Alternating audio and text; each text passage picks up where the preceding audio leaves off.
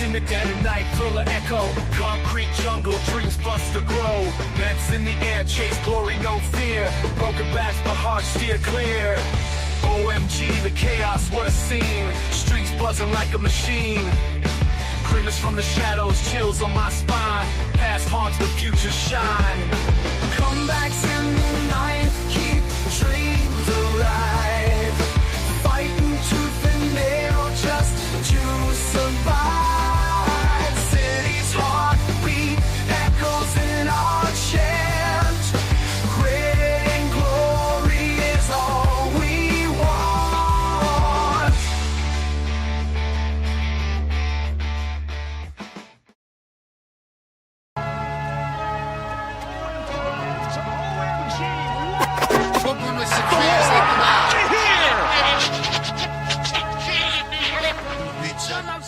On the upbreak, I grow North Sea, biting never bites. Fast water swimming in the girls down with the guys.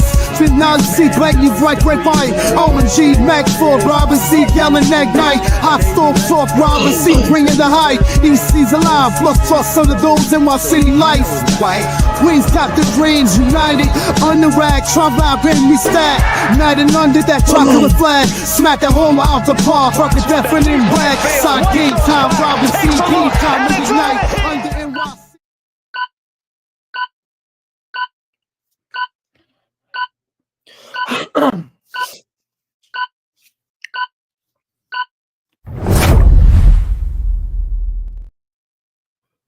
What's up, Mets fans? Welcome back to Mets Hot Stove Live, episode 3 of Mets Hot Stove. How is everybody doing today? As I am running solo today, as Chris can't be here today for Mets Hot Stove episode 3, but I will have you covered for a Mets Hot Stove here today. And the rumors are just spilling over the last couple of days. The last time we did a Mets Hot Stove, there wasn't much talk about Roki Sasaki. We knew about Juan Soto and the Mets, but we had a little bit more information that Cohen is going to Cali. We're going to talk about the Willy Adames rumors. We're going to talk about the Crochet possible trade. And are the Mets all in on Corbin Burnes? All right, guys. So before we get started doing anything, there's a couple of things we got to get taken care of. Number one, follow the official Mets Hot Stove account on X. It is at NYM Hot Stove on X. Make sure you follow that account as well. And of course, my account on X is at TMWRNYM. And again, guys, hit on that like button, guys. The more likes we get on the stream, the more views that we get on the Hot Stove during the stream, and of course after as well. So guys, it's been a while since we did the last Mets Hot Stove, because we wanted to make sure there was more news coming out before we get a little crazy and do Hot Stove and talk about the same thing. We don't want to talk about the same thing. We want to talk about the good stuff. We want to talk about the rumors, the news about our New York Mets. But when it comes to free agency and when it comes to a top pitcher on the market, it's not just Snell anymore. It's not just Burnes anymore. Right? It is now Roki Sasaki. He will be posted by his Japanese affiliate team very, very soon. And then he becomes a free agent for Major League Baseball. But again, there's not enough people that understand the Roki Sasaki situation, right? They hear Roki Sasaki, they automatically believe, oh my God, this guy's going to get a ton of money like Yamamoto did.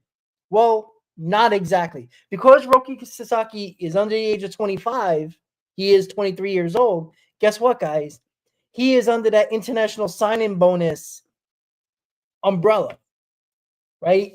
He can't get a massive deal like Yamamoto did because of the age. He's too young to get that, and the fact that he's a free agent and teams have to use their international signing bonus money to sign Roki Sasaki. So what does that mean, right? Everybody's just talking about, oh, the Dodgers are the favorite, right? The Dodgers are the favorite because of location, right? It's not about the money. It has nothing to do with that at all, right? The Dodgers are in the top 10 of teams that have international signing bonus money, along with the New York Mets and obviously many other teams. But this involves many other teams. This is, the Pittsburgh Pirates, the Rays, the Marlins, teams that nobody would even think about them spending a ton of money on pitching, but because of the international signing bonus money and the cheap pitching top pitcher on the market is going to be Sasaki,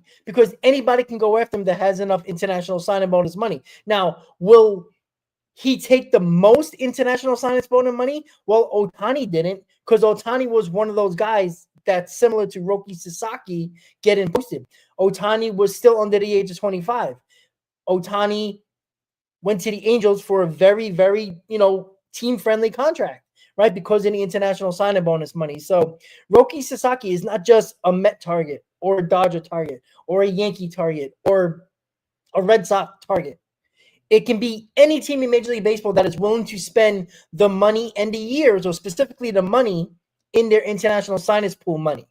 So that is something that I want to make very clear for the people watching right now, and make sure you hit that like button, guys. Roki Sasaki, just because he's posted doesn't mean he's going to the highest bidder, right?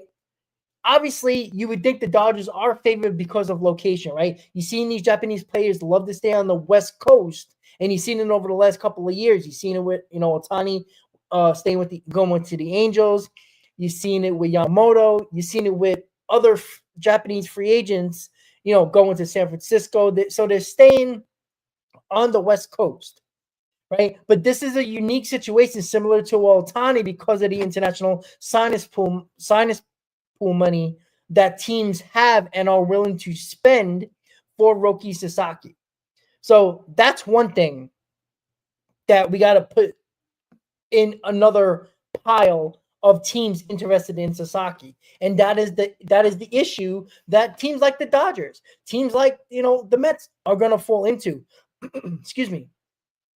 So we got to remember that it would be great. And remember, last year with Yamamoto, how hard the Mets went after Yamamoto, and that was with basically unlimited money that Yamamoto could have made, right? People were talking about $100 million, $150 million. The guy ended up getting over $300 million.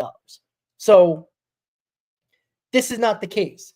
We do know the Mets have been heavily scouting Sasaki since last year, right? So this is not something that they, completely figured out and oh God, we gotta look at Sasaki. They've been heavily involved in Sasaki along with other teams, but the Mets have been widely known to have numerous scouts there on basically rotation for Roki Sasaki. So the Mets know everything they need to know about Roki Sasaki. Age, 23 years old, international sign bonus money that can be used to sign Sasaki, right? Now you have the draw of, what does Sasaki want? Does he want to stay closer to home? Does he want to go to a contender? Does he want to just go to a team that is kind of irrelevant, but you know what? He'll have 3-4 years of greatness on a bad team, and maybe he'll get traded. Maybe he'll get that big sign a contract a couple of years from now. We don't know what he wants, right? Everybody's going to assume the Dodgers because of location. We understand that. But again, last time I checked, the Padres are in California, the Giants, right? The Angels, right? Remember, Ohtani went to the Angels from Japan. There's no reason why Sasaki won't go to the Angels. And then everybody would be like, well, why do they want to go there? Well, did Ohtani go to the Angels automatically to win? No. He wanted, in my opinion, Ohtani wanted the least amount of pressure possible so we can have outstanding seasons. So when that big payday came, he had outstanding numbers with the least amount of pressure. And if you're going to go to LA, where are you going to go with the least amount of pressure? You're not going to go to the Dodgers. You're going to go to the Angels. So that's the important thing to look at when it comes to Roki Sasaki. The signing bonus money that teams are willing to spend on Sasaki. That is why there's going to be a ton of teams in on Roki Sasaki. So Roki Sasaki is posted, and we're going to find out what teams are going to be interested, along with the Mets, the Dodgers, the Yankees, the Red Sox, etc. Right? Are small market teams going to be involved? Absolutely. Absolutely. Teams like the Brewers. Brewers don't want to spend a ton of money, right? They're not going to sign their former pitcher, Corbin Burns, right? They traded him. Interesting to see what teams are really going to be involved going forward, because we know the Mets are going to be in on Burns. We know the Mets are going to be in on Snell. We know the Mets are going to be you're going to hear the trade rumors about Garrett Crochet, right? There's so many options for the New York Mets. We know they have to fill up a rotation. You got, at the moment, you got Senga and you got Peterson that are basically locks in the rotation for 2025. So they got to fill a rotation. Not saying they're going to trade for Crochet, sign Burns, but what they could do, which it could be very interesting, they could sign Corbin Burns and still land Roki Sasaki. Because Sasaki, as good as he might be, even though he is great in Japan, you know, you're just assuming he's going to translate to Major League Baseball. You can get Sasaki on a very team-friendly deal and still land Corbin Burns on a massive deal. And now you got 4/5 of your rotation that's going to be Senga, Burns, Sasaki, Peterson, and then you can play around with your fifth starter. That is, right off the bat, you're not even spending $300 million on two pitchers.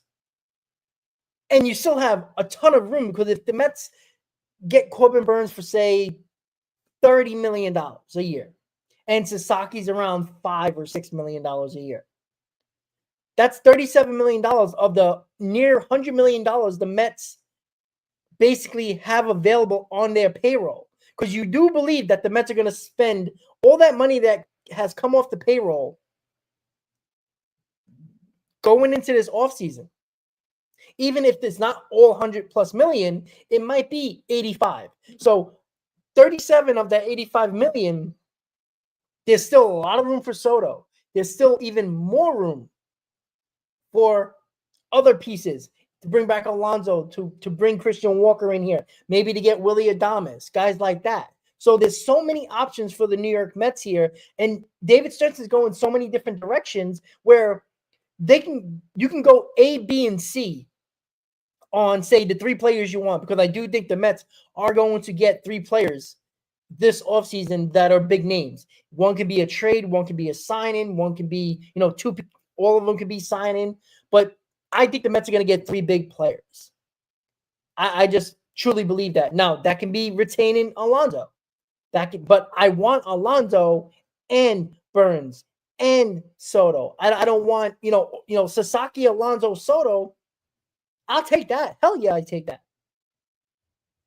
But it leaves a lot of options for the Mets. Last season and the last couple of seasons, there wasn't a lot of guys at the top of the market, like big name guys. There was maybe 2 or 3. You have basically 7. They have 10. That if you have any combination of those 3, now some people would like, option A or option B or C, but you can still have a very good offseason if it's not the offseason of Juan Soto, Corbin Burns, and Alonso. Right? That's probably the dream offseason to get that, right? That's a package where you're like, all right, now we're cooking here. But if the Mets say, all right, I don't want to spend $250 million on Burns. Let's go hard after Sasaki. Let's get a Blake Snell, Sasaki, Soto, Alonso. Let's get Adames, Soto, Burns. Or Snell, Adames, Soto. There's so many different options, which is great.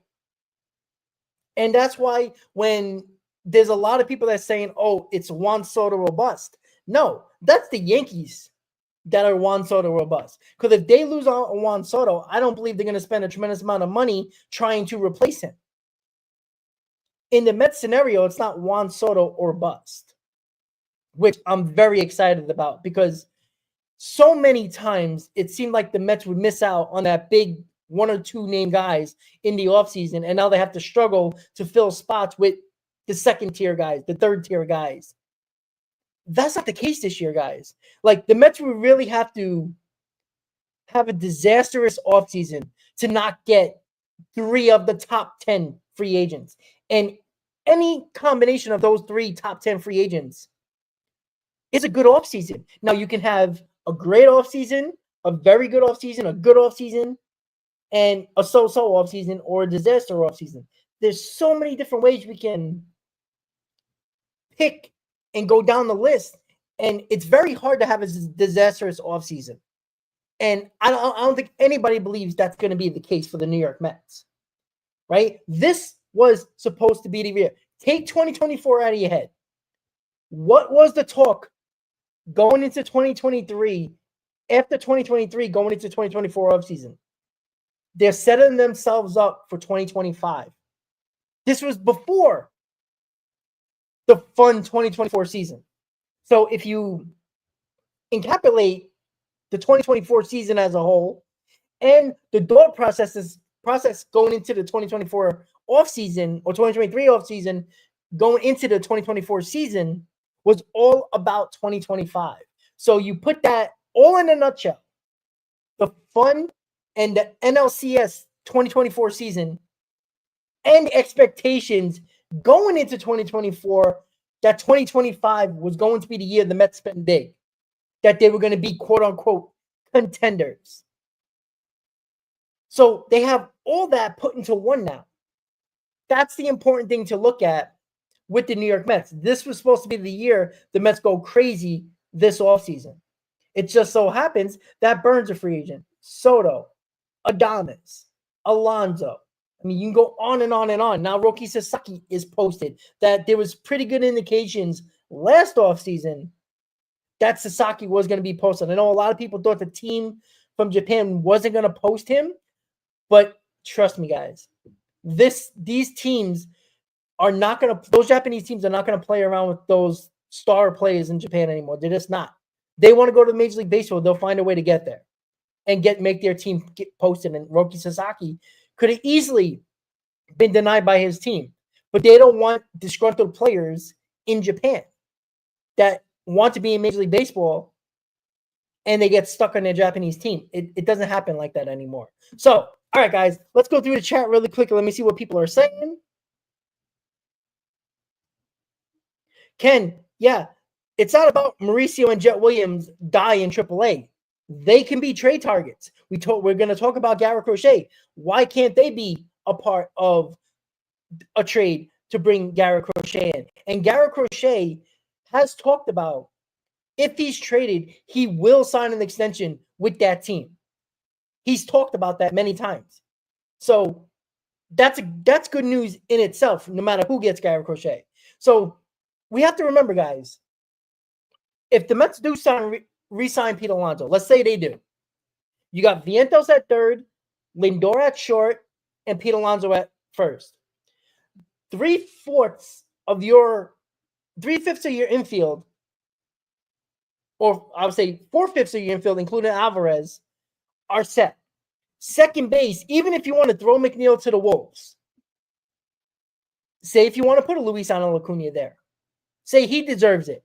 I think he shown enough to get that chance in spring training to be the everyday second baseman. What are you doing with Jet Williams and Ronnie Mauricio? Seriously, what are you doing?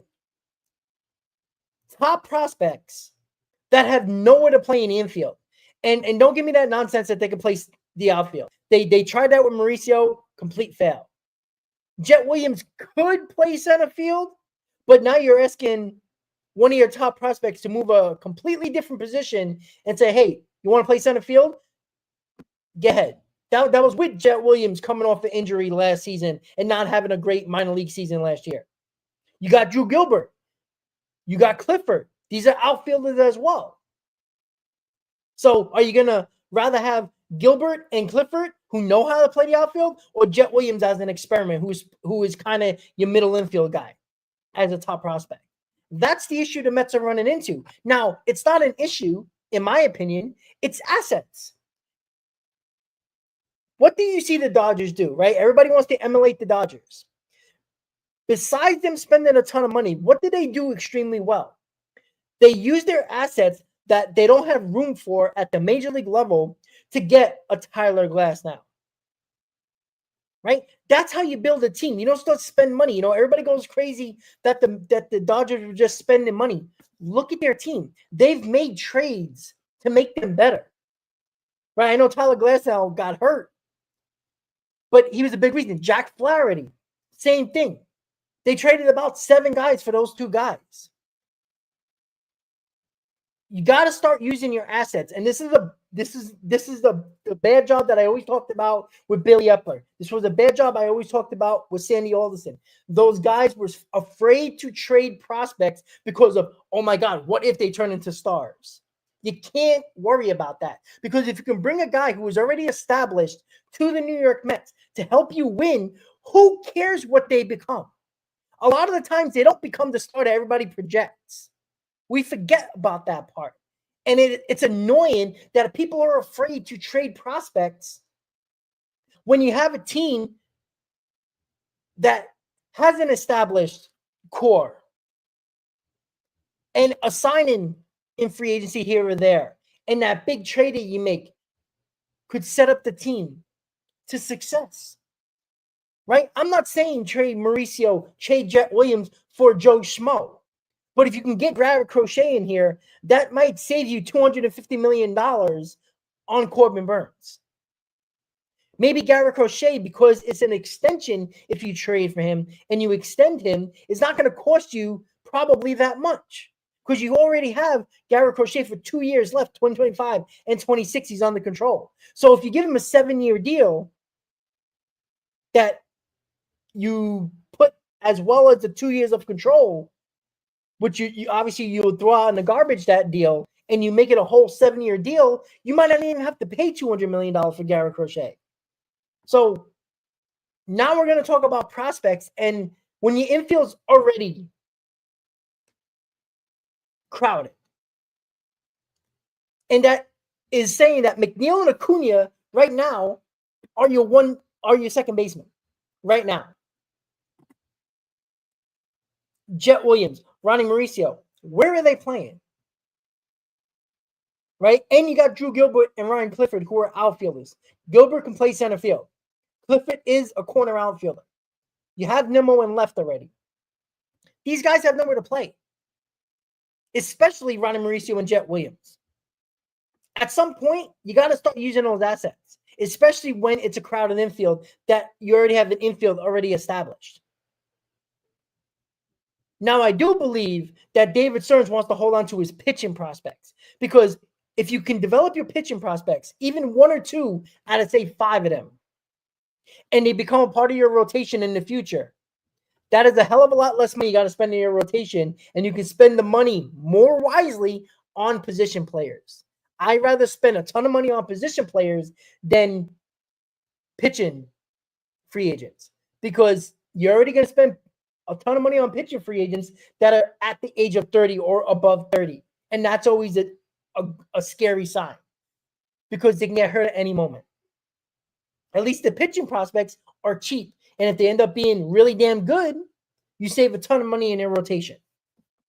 You can't just keep on holding on to these prospects. And great, if they all develop, where are you going to play them? You're going to end up like the Padres or other teams that have to change around all these different guys into different positions where they're not very good.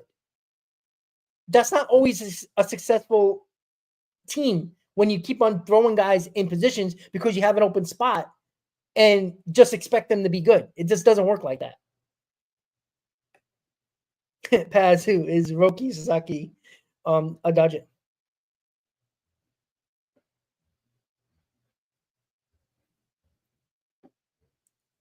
Let's see. Ken says Ronald is far better than Soto. Yeah, but we can't get Ronald Acuna, unfortunately. So you got to get the next best thing. And, Ken, I know you don't like Juan Soto when it comes to the price range, but the guy's a fucking winner, right? We tend to forget that, right? Who gives a shit how much you got to pay him? It's not going to stop Cohen from buying anybody else or making a team better that's going to be more financially or costly for Steve Cohen. He doesn't care about that. If we were worried about that, then I don't want Juan Soto. But Juan Soto's not stopping Steve Cohen from getting other guys. Now, if Steve Cohen gets Juan Soto and does nothing else and then goes for bargain basement guys, then I'll have a real problem with it. But I don't expect that. That's the problem. The guy does so much more than what his stats say. The guy gets teams to the next level. He took the Nationals, who basically had a bunch of has-beens and guys who weren't very good, a couple of guys really good in the rotation, and won a World Series at 19 years old. He took the bad Yankee team to a World Series. Him and Giancarlo Stanton basically carried that team in the playoffs. That means something. The guy brings him his next level in the playoffs, right? You can talk about the season all you want. Give me 30-plus home runs, batting .270 and 90-plus RBIs, which is very damn good. And the Mets don't have a lot of that, by the way. When they get to the playoffs, they turn on the next gear.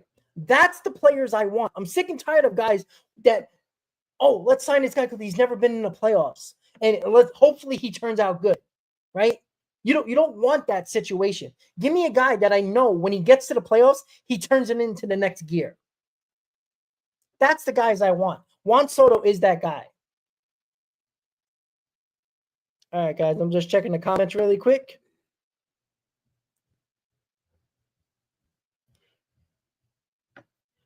Ken, I'm fine. If you want Mauricio in second base, then Acuna is going to be a trade target.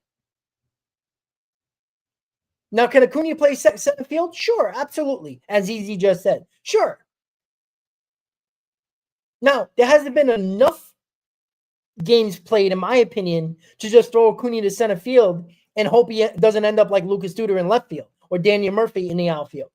You hope you don't. Now, he's much more. Obviously, Acuna is much more athletic than those two guys, so he possibly can do it. But again, this goes back to all the prospect infielders you have, right? If you're going to use Acuna in center field, right? If Mauricio is going to be your second baseman, you still got Jeff McNeil. I know everybody says just trade him and get rid of him, but I don't want to trade him and just get rid of him. I want something for him. And if you can't do that, McNeil's probably going to be a second baseman, which isn't the worst thing in the world. So that goes to say, where's Mauricio playing? Now, I'd rather have Mauricio at second base. I think Mauricio is going to be a star. Now, that leaves Acuna hopefully playing center field, but where's that guarantee? Because if he comes up to be a complete disaster in center field, what do? You're going to put Tyrone Taylor in center field? Sure. That's a stopgap. You also have to remember, and again, if the Mets are really serious and going all in for Juan Soto, guess who that leaves even more question, right? Because everybody say, oh, put Acuna in center field. Well, what about Drew Gilbert? He's one of your top outfield prospects. He's a guy that has been outstanding in the minor leagues before he got hurt, and now he's killing the Arizona Fall League. That's a guy that could be a center fielder next year. Acuna could be a second baseman, right? We don't know what David Stearns wants. We don't know what David Stearns likes. He might like Acuna a lot more than Ronnie Mauricio. Now, I don't agree with that, but it's kind of hard to argue with David Stearns when he's been a master at this stuff. But no matter what combination you want, there's still too many position players in your minor league system. They can't play anywhere at the major league level at this point. Even if you say Acuna's your center fielder, Mauricio's at second base. Great. There's still guys that are. Jet Williams is basically an asset that you can trade at this point. If the Mets sign Alonso, Ryan Clifford might be available in trade options to get a pitcher like Garrett Crochet. There's so many different scenarios here. That's why I'm saying this offseason, there's so many different ways the Mets can go and still have a very good offseason, even if they don't get Juan Soto. And the Mets are in a good place because of their success last year. Surprising success for most. They have so many options that they can choose from, free agent wise and trade wise, to have a very successful offseason.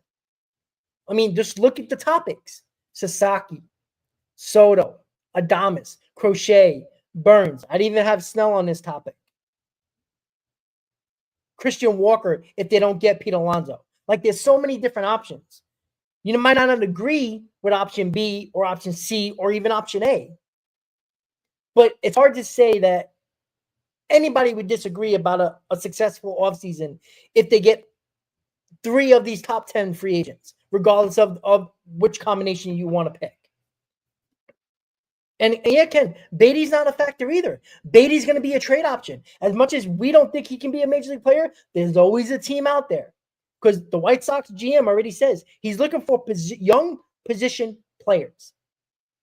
Beatty's one of those guys. Acuna Mauricio is one of those guys. Not saying that all of them are going to be in a package, but they can be 2 out of the 3. Along with maybe a pitching prospect that might be a little bit lower in the minor leagues. So many ways we can look at the scenarios to get better this offseason. And it doesn't all involve just money, right? They can trade for Garrett Crochet, extend him, probably less money than what you would have to give Corbin Burns. You can sign Roki Sasaki. Now you got Senga, Crochet, Sasaki, Peterson, and whoever you want to put as your 5th guy. That's a good rotation. And that's not even getting into the position players yet. Say if the Mets don't get Juan Soto. Say if they get Anthony Santander and bring back Pete Alonso. Not bad. That's a pretty damn good offseason, right? That's not Juan Soto, Alonso, and Burns. But I'm not going to be disappointed because that's a very successful offseason if that happens.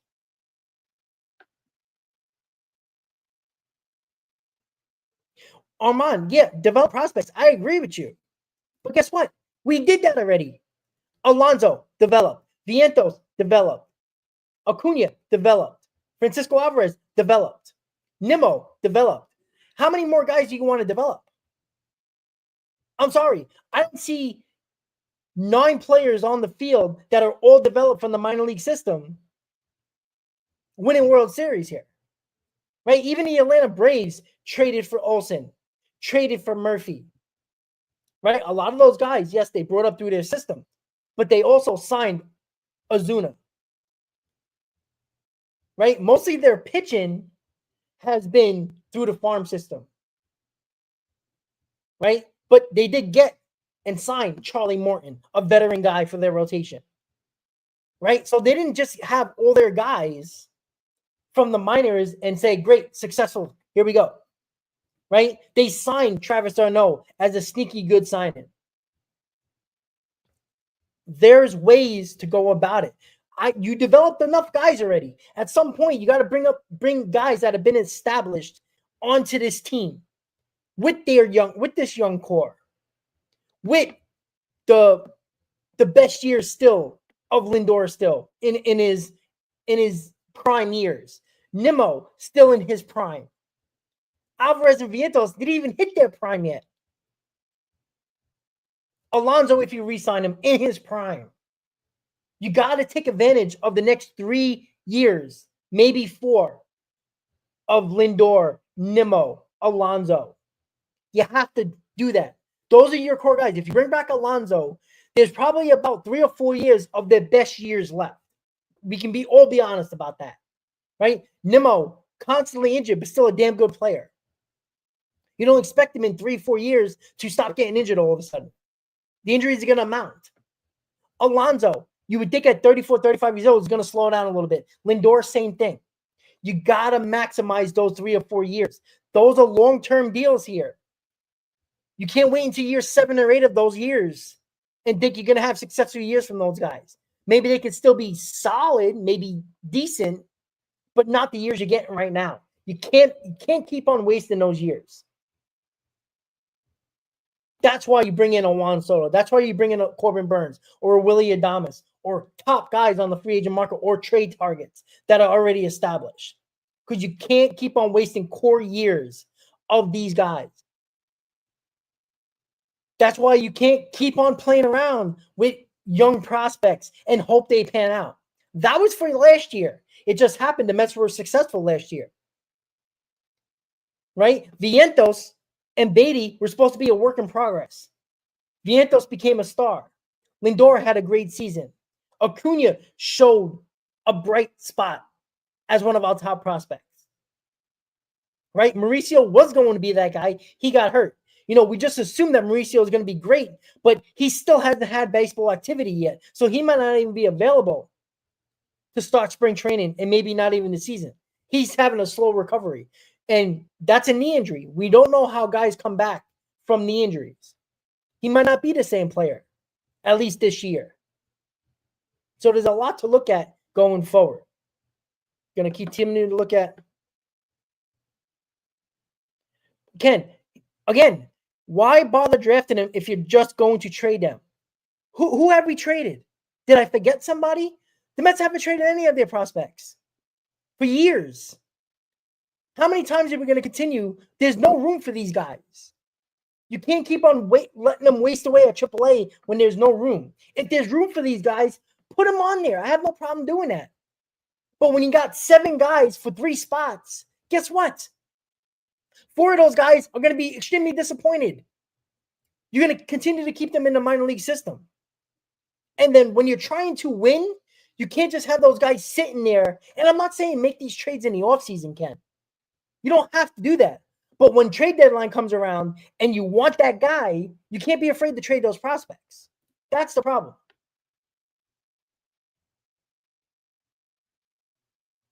Yeah, Ken. Sure. Of course I would. A lot of people wanted to trade Vientos. But that was because Beatty was our quote-unquote third baseman. Nobody knew Vientos was going to be this good. Can we be honest about that? There was concerns about him defensively at third base. That wasn't my words. That was the Mets' words. Everybody knew he can hit, but he apparently didn't have a position according to the Mets. Right? Maybe that's a bad job by Billy Epler. Maybe that's a bad job by Sandy Alderson. Right? They all believed that Vientos wasn't a good fielder. That was coming around, reported all around baseball. So all the information I have and you have is what the Mets tell us or around baseball tells us and the reporters. Right? If they tell me he's not a good fielder, I'm not watching Syracuse every single day. Right? Most of the time, he was the DH. Played a little bit of short third base and some first base in the minor leagues. We don't know that. So, yeah, of course, if I don't see him play at the major league level, how am I going to know that? Anybody for that matter. But when your infield's already crowded, what are you going to do with those prospects? Just let them die in the minor leagues? I mean, Ken, if you want to do that, great. But you're never going to make a big trade when you need to. And if you have an opportunity to get Garrett Crochet, who is already, even if you don't extend him, still has 2 years of control. That's the other thing you have to look at as well.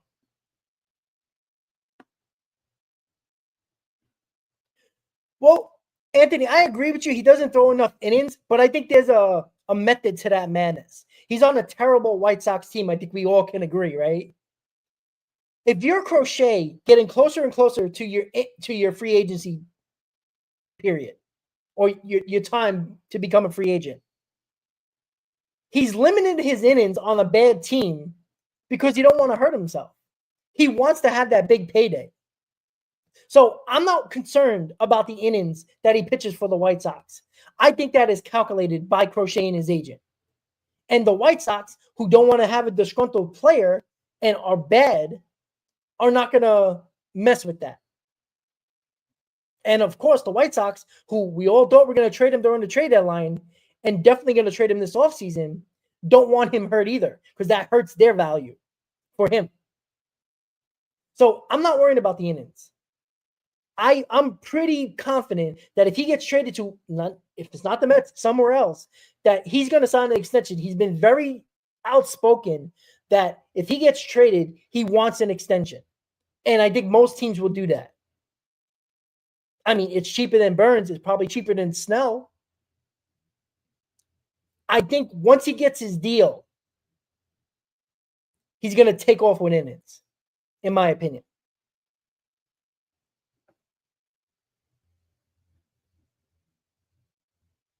No, see, Ken, again, I'm not talking about the pitcher prospects. You're talking about the pitcher prospects. I don't think David Stearns is trading pitcher prospects, nor should he, by the way. And again, the White Sox GM talked about he wants young position players. The Mets have them. I'm not saying to trade Sprout and Vazel and 3 pitching prospects. Let the Yankees do that for Juan Soto. The way to get Garrett Crochet is through your pitching, your position player prospects, because that's what the White Sox want. David Stearns has been very well known to not trade pitching prospects. He likes to develop them. But again, Sprout is probably not going to help us this year. Vazel is probably not going to help this rotation this year. Gammo is not going to help this rotation this year. Sprout, maybe later in the year, maybe. He could be that Christian Scott situation. But you got 2 guys in your rotation right now. You need a big-time pitcher.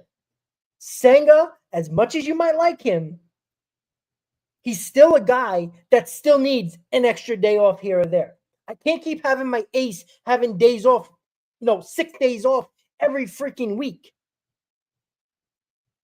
And we don't know how he's going to come back from the injuries, right? We know he's good. We know he's good. But I just don't want Senga as my ace. Give me a guy that's a solid number 2 or a co-ace. That involves Burns or Crochet or Snell. Now, I'd rather have Burns or Crochet over Snell, but I'm not going in the year as Senga as my ace, a guy who hasn't pitched all year because of injuries, not because of, he didn't have a good season and you worry about that. No, he was injured. Now, can he come back healthy and be really good? Absolutely. But the Mets didn't get Kodai Senga to be their ace. They didn't. He's very good. But if you see Senga as an ace, then you got problems because he's not going to pitch the amount of innings that you want, right? Anthony's in the chat is talking about innings. Senga's not going to give you those innings. He's just not. He's a guy that needs extra days rest more often than not. Stearns talked about going to a 6-man rotation. You need depth in that rotation. You need guys. You can't have guys. Now, remember, guys, Manaea became our ace. Severino was very good, but you got to have a guy. You saw what happened in the playoffs. When you didn't have that main guy, guess what happened? You lost. Give me Burns, Crochet, or Snell with Kodai Senga, and I feel a hell of a lot better about a rotation.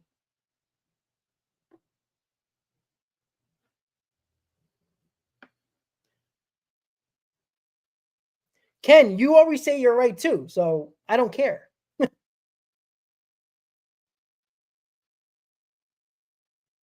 All right, keep it on checking the comments, guys.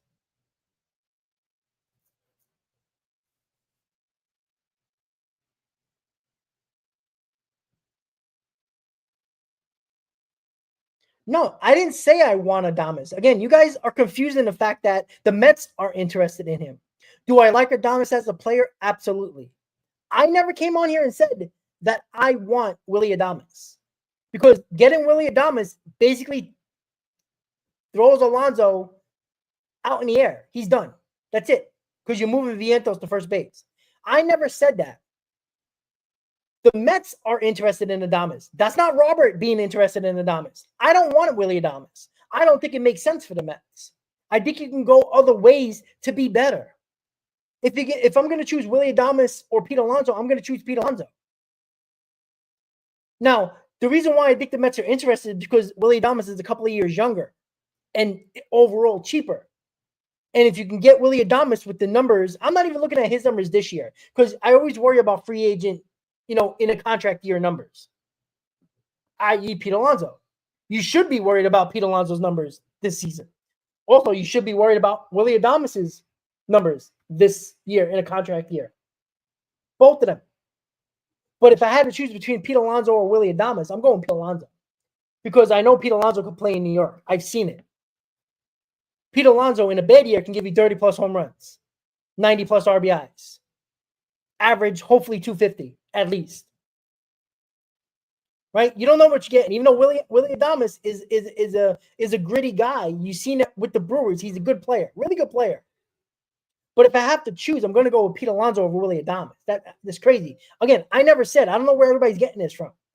You know, Game War and Ken, I never said I wanted Willy Adames. I'm saying the Mets are interested in Willy Adames. That's not me. But this is what Stearns doing here, and I think people continue to forget this. David Stearns has more than one option when it comes to this offseason. He probably wants Alonso, Soto, Burns. But if that happens to blow up, and that's not the case, and the Mets are not willing to give Pete Alonso $200 million, which I won't do. If the Cubs are giving Pete Alonso $200 million, I'm not signing Pete Alonso. I'm sorry. There's other ways to go. Willy Adames is not a bad plan B option.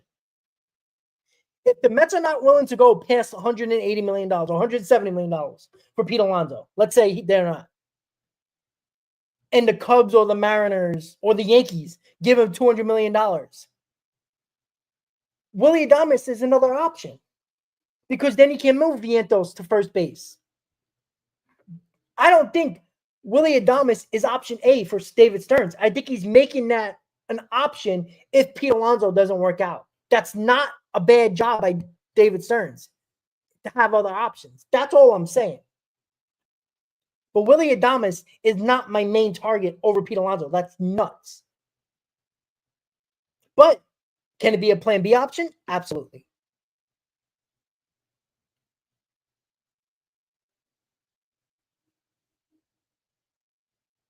All right, guys. Still running down the comments, guys. Give me a second, trying to catch up here.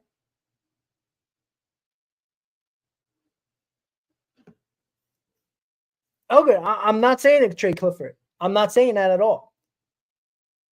But again, everybody, this is the prospect hugging that becomes very annoying because these are the same fans that bitch and moan during the trade deadline that, oh, we got to get this guy, we got to get that guy. But the same fans that don't want to trade prospects in the offseason or trade them at all, bitch and moan that the Mets didn't get people at the trade deadline. You can't have it both ways.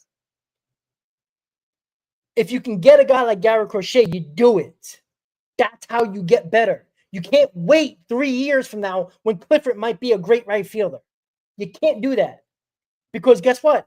3 years older of Lindor, 3 years over of Alonso, Nimmo. Stop wasting these years, the prime years of Nimmo, Lindor, and possibly Alonso. I don't want to wait until Lindor, Alonso, and Nimmo are 35, 36 years old, and hopefully they still got enough in the tank when these guys become good, or hopefully good. The Mets already have a core and a bunch of guys that they developed. How many more do you want? You got to put established guys with this team. Vientos, established. Alvarez, we all believe is going to be better. Established. Nimmo, established. Lindor, clearly established. Alonso, established. Big possibility that Acuna, Mauricio, or Gilbert are going to be on this team this year. Hopefully, they become established. You got to fill the holes with guys that have been there, done that before, guys. Even the teams like the Atlanta Braves have traded for guys to put a part of their young core that they developed. Olsen, Murphy, Ozuna. They've done that. You can't be shy to trade prospects. You have to trade the right ones. That is David Stearns' job.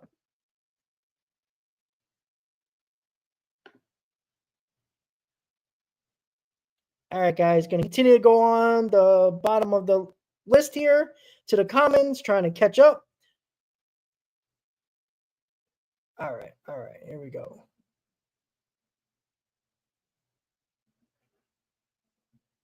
Oh, where'd the comments go? Okay, there we go. Sorry, guys, I'm just looking up, just looking in the comments, trying to catch up here.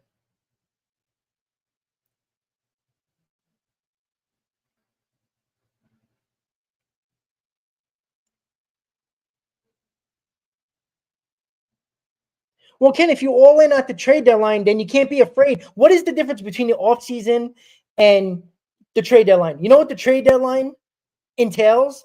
Every team that you're competing against trying to trade for that same player. In the offseason, you might have less teams that are willing to give up prospects for Garrett Crochet, let's say. Do it now so you don't have to worry about competing with 6 other teams that need a pitcher.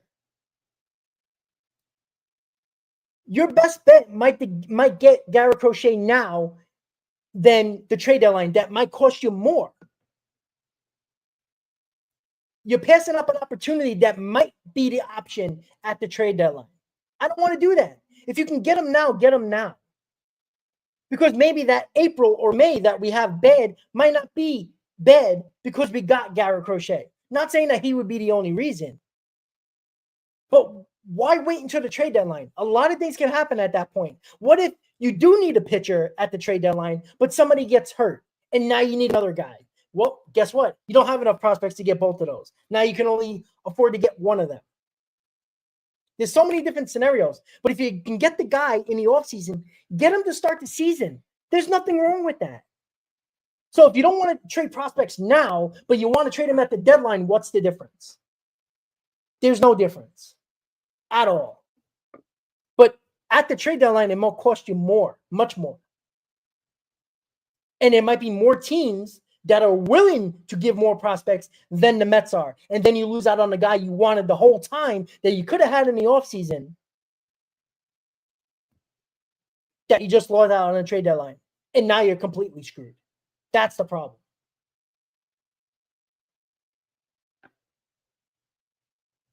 No, Ken, not anymore.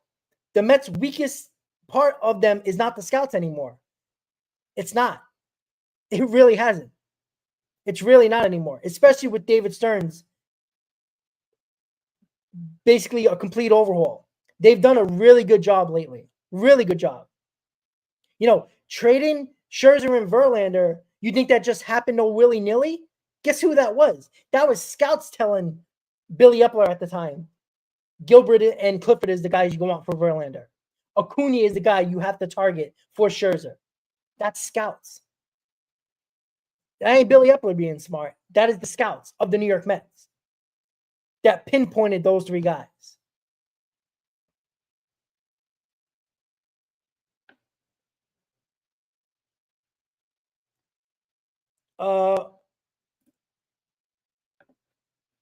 Hector, what's up, buddy? I'm concerned about a guy so selfish. I'm not sure who you're talking about. I'm trying to catch up on the comments, guys. There's a ton of you here. Almost 260 of you guys. So I'm trying to catch up on all the comments.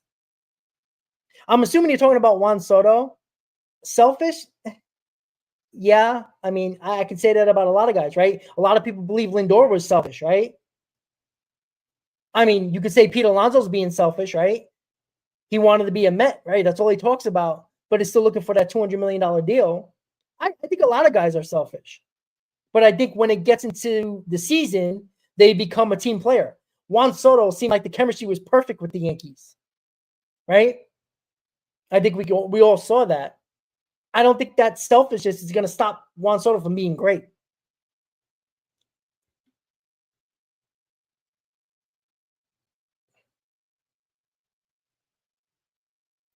All right, guys. Let's talk about the other things that are happening right now. Again, Roki Sasaki being posted by his Japanese team. Again, the importance to know about Roki Sasaki for everybody who hasn't tuned in the beginning of the show. And thank you for tuning in, by the way. Hit that like button, subscribe to the channel. He can only be signed with international bonus money. This is not a Yamamoto situation. He's too young to be in that class of Yamamoto. Under the age of 25, he's a free agent, yes. But international signing bonus money is how you can sign him. So you can't give him $300 million. There's a cap for every team. It's just what team is willing to give the most amount of their international bonus money. That's why it doesn't just involve the Dodgers or the Mets or the Yankees, the Red Sox. It involves the Pirates, the Rays, the Marlins, the Angels. the Giants. Teams that you wouldn't think, but because it's not going to cost a ton of money, a lot of more teams are involved. Now, people right away say the Dodgers are the favorite. Why? Location. But again, they're not the only team in California. So they could be the favorite just based on the Yamamoto Ohtani situation. So the Sasaki situation is very interesting. We know the Mets are heavily involved. They had scouts on rotation since last year. We've talked about Sasaki. They've been talking about being very interested in him. They're going to go hard after him.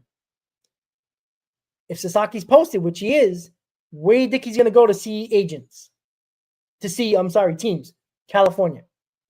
Where's Cohen going? California. Not just for Juan Soto. Boris has a ton of clients.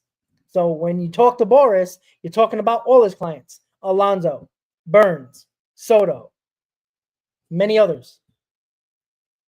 Shoot, Jose Iglesias. Remember that. So Sasaki is unique. He's very similar to the Ohtani situation. Ohtani didn't come here making $300 million because he was too young. Same thing with Sasaki. So remember that when thinking about Roki Sasaki. Cohen going to Cali. We just talked about it. He's going to Cali, yes, of course, for Juan Soto. But to talk to Boris about Burns, Alonso, and Soto, and probably more guys. Snell, for that matter. So watch out for that in these coming days in regards to what the talks are going to be about and more information coming out when Cohen is in California. And remember, Steve Cohen is going to California. The owner of a team is going to California to talk to an agent about players. Remember what everybody said. Oh, Steve Cohen's going to stay in the back, let David Stearns cook. No. When Steve Cohen wants his guy, and Steve Cohen probably really wants Juan Soto, he's going to take control over that situation because you got a direct line with Scott Boras here. Most teams, you're going to have GM talking to the owner, agent, GM, owner. In this case, it's agent to owner. Big difference. Again, Mets interested in Willy Adames. That has been reported multiple times. That, I think, is an option if Alonso doesn't happen. I think Willy Adames could be a plan B because then he can move Vientos to first base. That is an option. So there's many options for David Stearns this offseason. It's not just Juan Soto or bust because there's other guys out there that can be damn good for this team as well. Anthony Santander. Right? I think Willy Adames' interest is more of the fact that David Stearns knows Willy Adames pretty well. Crochet, trade possibility. I think that is more likely that the Mets would want to do that over Corbin Burns, even though I think it's going to be either or. I think it's either going to be traded for Crochet or Corbin Burns. Corbin Burns is obviously a David Stearns guy, obviously, when he was the GM of the Brewers. But if you can get a young Crochet under team control for 2 more years, and Crochet has talked about signing an extension with that team, that trades for him, that is right up the alley of David Stearns. What, you mean I can save $50 to $60 million by signing Crochet with the trade, then giving $60 million more than Corbin Burns? Possibility. It's out there. Again, possibilities. Different options. That's why the Mets are in a good spot. Because if plan A doesn't work, you have plan B. You have plan C. I think all these combination of players could be a successful offseason for the New York Mets. Again, are the Mets all in for Corbin Burns? Well, we have to wait and see. Now, if I had an option of signing Corbin Burns over trading for Crochet, I might do that. Why? Because it keeps your prospects for maybe a down-the-road trade that might benefit your team later in this offseason or at the trade deadline, as some people were talking about in the chat. We'll see. Again, this week, we know Steve Cohen is going to California to talk to Boris about Juan Soto and other clients of Boris. We know it's Alonso. We know it's Snell. We know it's Burns, Soto, all that stuff. So next hot stove, I'm gonna think today's Saturday, so we're gonna try to do this probably Monday or Tuesday, because I think you're gonna hear some more news in regards to these plays that we talked about over the next couple of days. I'm gonna do an MLB free agent frenzy on Monday. Most likely, if it's not on Mets Hot Stove, it's gonna be an MLB free agent frenzy to talk about all the teams and all the players involved in free agency. We'll talk about that then, but most likely Monday or Tuesday, Mets Hot Stove. So once again, guys, thank you for tuning in to another Mets Hot Stove live right here on the channel. Episode 3 of Mets Hot Stove in the books. Over 260 the entire time this stream is happening. Thank you guys for tuning in. Hit that like button, guys. Subscribe to the channel. The next Mets Hot Stove is either going to be Monday or Tuesday. If not Monday, there will be an MLB free agent frenzy that has took off and run. Had a very successful stream with that. With that said, guys, everybody have a great night. Let's go Mets. Hot Stove is in full effect, guys. Can't wait for more news and rumors. Any possibility of combination of players, guys, with this bunch of free agents and possible trades, there's many options the Mets can go. And I think any of those options can be a successful offseason for our New York Mets. With that said, guys, have a great night. Let's go Mets. Enjoy the rest of your Saturday, guys. Enjoy football Sunday. Let's go Mets. And I'll see you next time, guys. Have a great night.